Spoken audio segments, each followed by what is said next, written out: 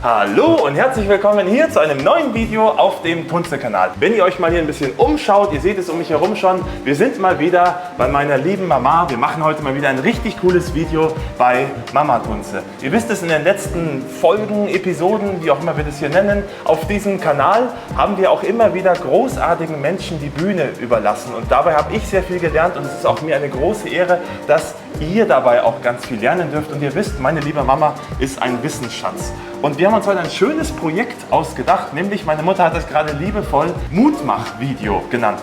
Ein ganz häufiges Thema, das man hier so im Fachhandel hat, anscheinend, ist, dass hier einer reinkommt und ein Süßwasseraquarium hat und ein zweites und ein drittes und sagt, an Meerwasser traue ich mich nicht ran, das ist so kompliziert, ich muss so viel Geld für ICPs ausgeben, die Korallen sind so teuer und sterben alle. Und das ist auch ein bisschen so, wenn ich auf Instagram Fitnessmodels anschaue, dann habe ich manchmal auch Angst, überhaupt noch ins Fitnessstudio zu gehen. Das schreckt auch ein bisschen ab. Aber es gibt auch eine Fitnessstudio-Kultur, wo man einfach nur auf seinen Körper achtet und auf sich achtet und selber Spaß damit hat. Die wird nur nicht oft mit Filtern in irgendwelchen Beach-Regionen abgelichtet, wenn ihr versteht, was ich meine. Es gibt auch einfach eine Form der Aquaristik, die nicht so hoch gerüstet bis ans Ende ist. Alles ist legitim, es muss einem halt nur Spaß machen, es muss den Tieren gut gehen. Und heute schauen wir uns mal ein Mutmach-Video an. Wir wollen euch da draußen die Angst nehmen, mit der Meerwasser-Aquaristik zu starten. Es ist nämlich leichter, als wir alle immer denken.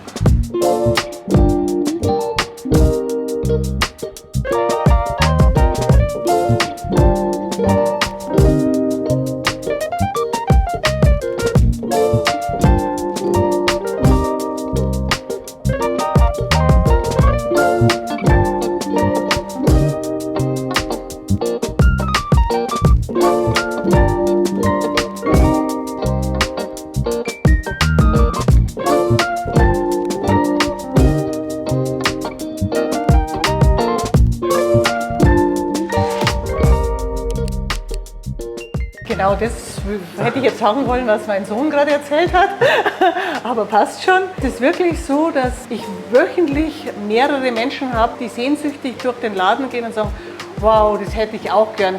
Die kaufen sich Süßwasserfische und sind dann an der Salzwasserabteilung und sagen, ich traue mich einfach nicht.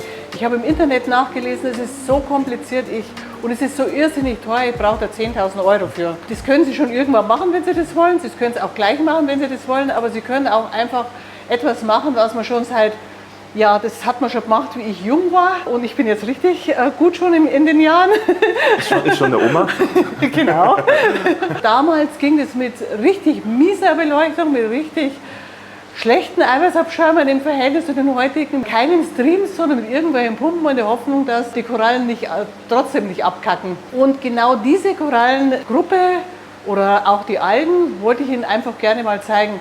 Im Prinzip könnte man auch ein Aquarium machen, kleines Becken, verschiedene Algen rein, ein paar Garnelen rein, fertig. Warum soll es im Salzwasser nicht gehen? Warum geht ein Garnelenbecken nur im Süßwasser? Ich wollte euch aber jetzt nicht das Garnelenbecken zeigen, sondern ich hätte euch gern einfach ein Weichkorallenbecken gezeigt.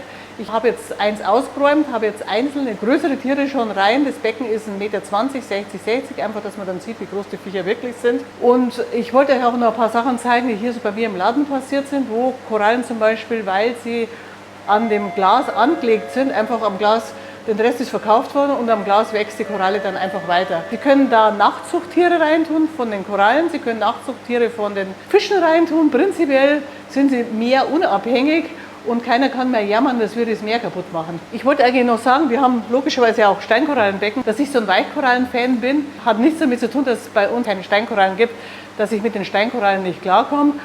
Aber meine Liebe sind eigentlich Korallen, wenn man Strömung hat, die sich so in den Wellen wiegen, die so ein bisschen flauschig sind, sowas liebe ich einfach. Ich mag dieses Statische nicht so sehr. Ja, der eine mag pink und der andere nicht. Genau so ist es. So ein bisschen hat der Laden hier auch so dieses Templige. Also ein lieber Zuschauer des Kanals und Freund hat hier mal gesagt, deine Mama, das ist so der Weichkorallentempel. Und wenn ich mir so hier bin, so dieses wie so dieses runter Decke runtertropfen und dieses, das hat schon Ja, sowas. das würde ich jetzt nicht Ja, gerade. die Algen hier da am Ding, das so ein bisschen Ja, alt. es hat so was ganz Massives. Ich finde es schon so ein bisschen wie so ein Tempel. Ja, Jetzt nicht wie, das war auch meine Absicht, dass ich hier die Aquarien auf Steine gestellt habe, weil ich finde, Steine sind was von alten Kulturen von vor 5000 Jahren übergeblieben Ja. sind. So lange wird es den Laden sicher nicht geben, aber ich glaube, dass wir selber bestimmte massive Sachen mit Beständigkeit assoziieren. Und ich habe jetzt hier eigentlich nur so eine Struktur mit ein paar Steinen gemacht. Hinten habe ich einen hingestellt, das sind schon Sachen, die draufgestanden sind, draufgewachsen. Das ist jetzt zum Beispiel einfach ein Stein, wo schon die Korallen, ich kann den so hinstellen oder so. Die Korallen richten sich dann danach, von woher das Licht kommt. Ich hätte ihn jetzt nach unten gedreht, weil die werden, wenn sie offen sind, gehen die eh schon fast bis zur Decke. Lederkorallen gibt es in grün, in gelblich, in verschiedene Brauntöne. Da ist jetzt eine Anemone dazwischen, da hängt auch noch eine drinnen. Das ist jetzt alles nur so ganz simpel, Steine hingestellt, fertig. Da ist eine Lederkoralle an einem Stein festgewachsen, an einem Ast. Der ist relativ lang, den habe ich jetzt hinten an einem Haarmagneten festgeklebt. Also man kann es auch ein bisschen fluffiger machen. Und wenn man es nicht möchte, dass man die Verklebung sieht, das ist so meine Sache, das mache ich nicht, dass ich da ein bisschen Algen wachsen. Ah, du lässt eine Perücke. Genau, und was ich jetzt mache ist, wenn die Algen hier zum Beispiel sind, machen sie auch nichts kaputt, weil wenn sie zu voll sind, kann ich sie einfach wieder wegzupfen. Algen sind halt Pflanzen wie im Süßwasser, die wachsen einfach vor sich hin. Ob man das möchte oder nicht, bei den Korallen ist es ja ähnlich. Hat einen Vorteil. Ich finde zum Beispiel jetzt, wenn man hergehen würde und an der Algenecke zum Beispiel noch ein bisschen Grün mit reinmacht, das kann man dann einfach ein bisschen fixieren, indem man es einzwickt, kriegt diese Ecke Farbe, obwohl es eigentlich super unaufwendig ist. Prinzipiell könnte man dann Fische reintun, die bunt sind, die Platz haben und die ganze Sache ist verhältnismäßig preisgünstig. Drüber sind jetzt ungefähr 100 Watt, also es ist jetzt auch nicht so, dass man gerade sagt, wow, das springt jetzt im Dreieck vor lauter Licht. Und es gibt auch, das habe ich jetzt nicht angelangt, weil sonst ist es nämlich ganz schlimm angepisst und man sieht nichts mehr, zum Beispiel einfach farbige Scheibenanemonen. Sie können Krusten reintun. Krusten haben allerdings den Nachteil, dass sie dann flächendeckend über die Sachen drüber wachsen können. Man muss ein bisschen Abstand lassen, weil die nesseln sonst ist es an. Das ist mit den Anemonen das Gleiche. Warum ist jetzt eigentlich dann der große Vorteil an den Weichkorallen gegenüber den SPS? Nicht nur, dass die rumwackeln. Warum sollte ich die jetzt nehmen, damit es einfacher wird? Weil die einfach viel, viel, viel schneller wachsen. Also eine Lederkoralle, da könnte ich im Prinzip mit der Lederkoralle in einem Jahr das Becken komplett bepflanzen, wenn ich jetzt die haben will. Ich kann ein Stückchen abzwicken. Ah, das machst du einfach mit der Hand? Mit der Hand kann das irgendwo festmachen. Verzwickte Stellen müssen offen sein und dann habe ich eine neue Koralle. Im Prinzip bei den Steinkorallen macht man es ja auch so, dass man fragmentiert. Nur bei den Weichkorallen geht dieses Festwachsen einfach viel schneller. Die ist in relativ kurzer Zeit fixiert und dann wächst sie weiter. Wichtig ist, dass man es nicht einquetscht beim Fixieren. Ich mache das immer so, dass ich entweder eine Schnur nehme, wo ich es dann drunter tue und es muss wirklich locker sein, sonst schneidet es einfach ab. Also wenn die jetzt wieder Flüssigkeit, Wasser drin hat, dann wird die dicker.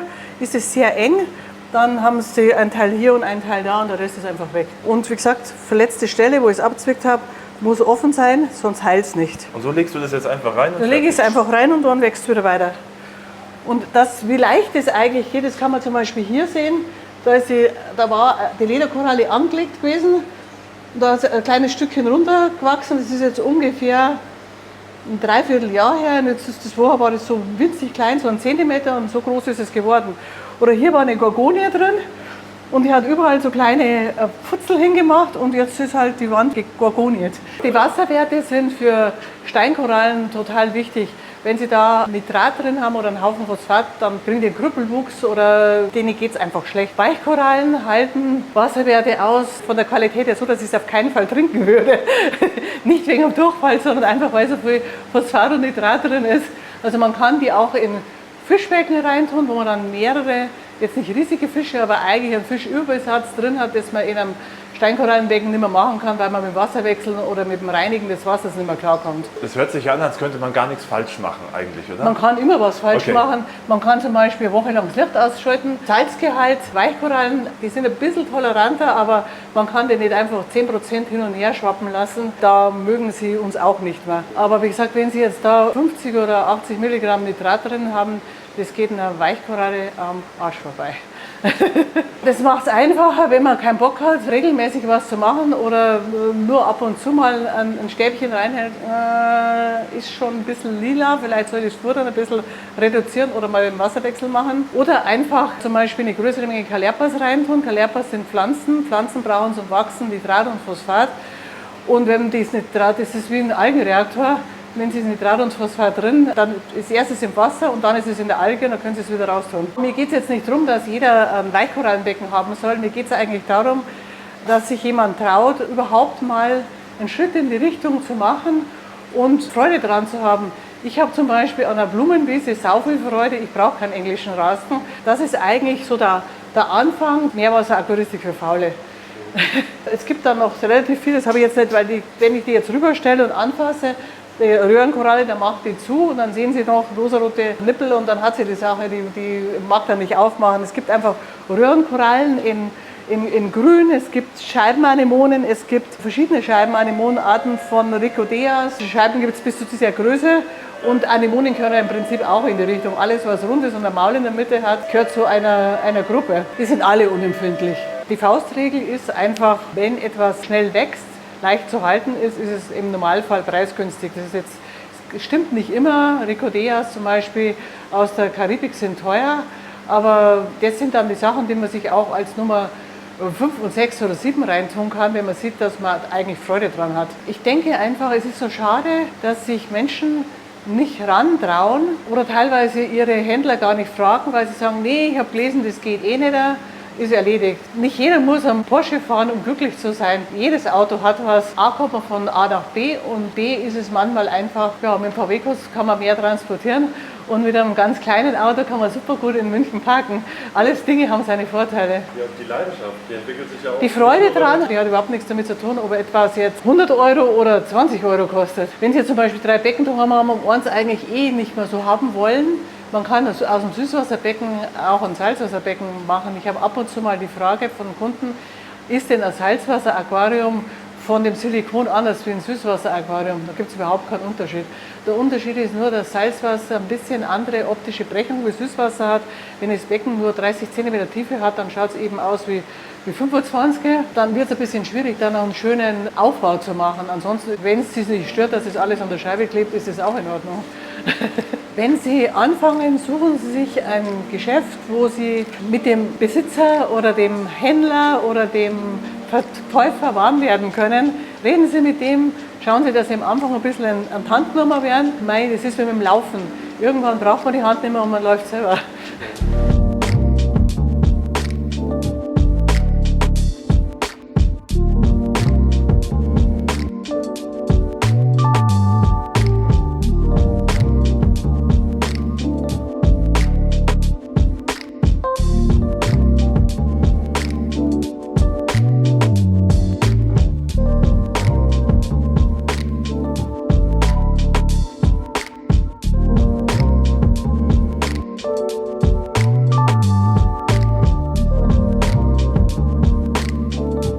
Jetzt als Beispiel, in meinem Eingangsbereich habe ich ein Weichkorallenbecken. Das Becken hat 50 x 50 Grundfläche, ist 60 hoch. Innentechnik, da ist eine Filterung drin, ein Eiweißabschirmer und eine Nachfüllautomatik herum, verdunstet es auch viel. Und ich brauche in der Woche ungefähr 10 Liter und wenn man dann immer vergisst, das nachzufüllen, das mögen, wie gesagt, meine Weichkorallen auch nicht so gern. Was ich noch drin habe, das ist leider jetzt nicht so schön. Ich habe Glasrosen drin, aber ich habe so Schnecken rein, die Glasrosen fressen sollten. Aber ich glaube, meine Fische haben die Schnecken aufgefressen. Die Glasrosen sind nämlich immer noch da und die Schnecken habe ich nicht mehr gesehen. Aber naja, sowas passiert einfach. Ja, ich messe ab und zu, aber eigentlich nicht sehr viel. Ich wechsle auch so alle 6 Wochen mal 10%. Ich habe kein Nitrat drin, kein Phosphat, aber es sind auch nur 3 Fische drin, muss ich dazu sagen. Also das ist jetzt nicht, dass da das Becken super voll ist. Ich hätte gerne 4. Der Anemonenfisch ist leider so ein Bösi. Wenn man dem einen Partner reintut, den will er immer killen, das bleibt da loa.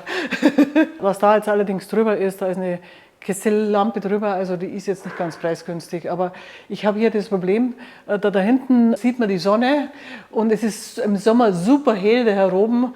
Das Aquarium schaut aus wie eine Gruft, wenn ich da nicht einen Haufen Licht drüber mache. Also die Kugelalgen hier, die habe ich mit Absicht drin gelassen, einfach wenn Leute kommen und sich das Salzwasser angucken. Die gucken, Süßwassermenschen oder die mit Aquaristik eigentlich nicht so sehr viel am Hut haben, gucken sich die an und sagen, da sind Glaskugeln drin. Ich finde es einfach geil, dass es Pflanzen gibt, die ausschauen wie eine Perle. Ja, normal macht man die raus. Ich mache die auch, wenn sie jetzt bei mir unten zu viel sind, mache ich die raus. Und bei den Kugelalgen gibt es auch einige verschiedene Sorten. Es gibt welche, die werden so richtig groß, bis 5 cm Durchmesser. Das ist jetzt eine, die ein bisschen größer wird. Diese ganz kleinen Futzflicken, die dann nur so 3 mm Durchmesser haben und flächendeckend sind, die mag ich auch nicht. Tatsächlich war ich vor ein paar Monaten auf der Animal in Stuttgart, so eine Heimtiermesse, um es mal ganz ehrlich zu sagen. Da waren Katzenzuchtwettbewerbe, da gab es Kamele, da konnte man Wettrennen für Hasen, also da war Hund, Katz, Maus, aber auch Aquaristik. Und der liebe Bastian von Aquaristik Partner hat mir da einen ganz großen Gefallen getan, hat mich eingeladen und hat das einzige Meerwasser-Aquarium auf der ganzen Messe platziert. Super. Ein anderer Fachhändler aber aus der ähnlichen Perspektive, der hat ein Eheim-Becken hingestellt, was jeder für das Süßwasserbecken wahrnimmt. Und dann hat er einfach unsere Produkte rein, hat auch so eine Cassie-Leuchte rein, hat es genauso eingerichtet wie übrigens in dem Video. Wir haben euch da mal ein Video damals auch erstellt beim Bastian zusammen. Wir verlinken euch das mal unten in der Videobeschreibung, wo wir eben ein einfaches Süßwasser-Aquarium umgerüstet haben auf ein Meerwasserbecken. Und eben so ein Becken mit sogar den Tieren aus diesem Video haben wir dann auf dieser Messe präsentiert. Und ich wusste gar nicht, worauf ich mich da so einlass, weil viele haben halt nichts mit Aquaristik zu tun gehabt, die vorbeikamen. Manche, und das war richtig cool, waren einfach Zuschauer des YouTube-Kanals und haben sich gefreut, dass ich so viel Zeit hatte, weil nur die wenigsten mich dort einfach kannten. Sehr, sehr, sehr viele. Und die allermeisten sind vorbeigekommen und haben gesagt, Mensch, Meerwasser, das sieht so toll aus, aber das ist doch kompliziert. Und da habe ich das den ganzen Tag persönlich abbekommen und habe den allen wie immer wieder gesagt, schaut mal, wir haben hier ein Beispiel, wie einfach ein Meerwasseraquarium sein kann. Ihr seht, es sieht toll aus, da sind einfache Korallen drin, so wie wir es jetzt hier auch in dem Video gezeigt haben. Es muss nicht immer so schwierig sein. Und deswegen weiß ich nicht, wie ich das jetzt anders sagen soll, als wenn ihr Lust drauf habt, dann traut euch einfach und versucht's. Sucht euch einen Mentor, sucht euch den Fachhändler eures Vertrauens, kommt zum Beispiel zu meiner lieben Mama oder sucht euch den nächsten guten Fachhändler bei euch in der Gegend, der richtig Bock hat auf die Sache. Habt da keine Berührungsängste im Sinne von, oh Gott, wenn ich da jetzt reingehe und mich oute, dass ich mich überhaupt nicht auskenne, dann werde ich vielleicht blöd angemacht oder sowas. Schaut mal mich an, ich habe vor 2 Jahren erst mit meinem Outing hier diesen Kanal begonnen, auch zusammen mit meiner Mutter als den Fachhändler meines Vertrauens, wenn ihr versteht, was ich meine. Und so einfach ist es. Und jetzt sitze ich auch manchmal nach einem sehr harten Arbeitstag da, schaue mir das Aquarium an und denke mir, eigentlich ist schon was Schönes. Und wer macht dein Aquarium? Deine Frau. Also tatsächlich machen wir das gemeinsam, aber dazu wird es bald nochmal Videos geben, denn wie ihr merkt, wir sind wieder hier in Penzberg. Ihr könnt euch schon darauf freuen, in den nächsten Wochen droppen wir mal wieder ein Video zu meinem Aquarium und schauen mal, was daraus wurde. Und tatsächlich, ja, meine Frau macht da ganz viel dran, die hat da richtig Bock drauf bekommen, dass sie da, also manchmal bin ich einfach nicht da, das ist leider ziemlich oft mittlerweile, und dann muss irgendeiner sich drum kümmern und dann macht sie das ganz, ganz toll. Aber ich spüre auch, dass sie so ein bisschen selber sie mag's schön auch. findet. Sie mag es auch. Die kommt dann und fragt mich irgendwas. Ach, das ist schön. Ja. Ach, das ist wirklich cool. Ist sogar so ein Beziehungsding. Ne? Weil ganz oft, das haben wir hier auf dem Kanal auch immer wieder gehabt, teilt es die Parteien und ganz oft bringt sie es auch zusammen. Ne? Oft machen das auch Partner zusammen im Haushalt. Ich sage immer, mein alter Spruch von einem Aquarium, hat jeder in der Familie was, wenn er Lust hat, reinzugucken. Das stimmt, das ist ein guter Spruch. Also das ist auch oft so, dass die Eltern oder Großeltern mit den Enkeln kommen und sich zusammen was aussuchen, weil das einfach dann verbindet. Das steht daheim, das kann jeder machen. Und in diesem Sinne, traut euch. Ich weiß, viele von euch schauen auf YouTube Videos wie dieses, um sich so ein bisschen warm zu machen mit dem Hobby und mal ein bisschen reinzuschnüffeln, bevor man selber die Hände im Wasser hat. Ich hoffe, wir konnten euch jetzt mit dem Video so ein bisschen weiter ranführen. Es gibt aber natürlich auch andere YouTube-Kanäle, die großartigen Content machen. Wir verlinken euch da mal ein paar unten in der Videobeschreibung. Zum Beispiel die Anfängerserie von Plankton Plus, wo mal wirklich ganz dolle in Detail auch eingegangen wird. Eine ganze Serie und nicht nur einmal das Eis brechen, wie wir es hier jetzt hoffentlich mit euch gemacht haben. Ja? Ich hoffe, euch hat dieses Video gefallen. Wir sehen uns in einem der nächsten. Habt viel Spaß mit eurem Aquarium oder beginnt einfach damit. Ciao.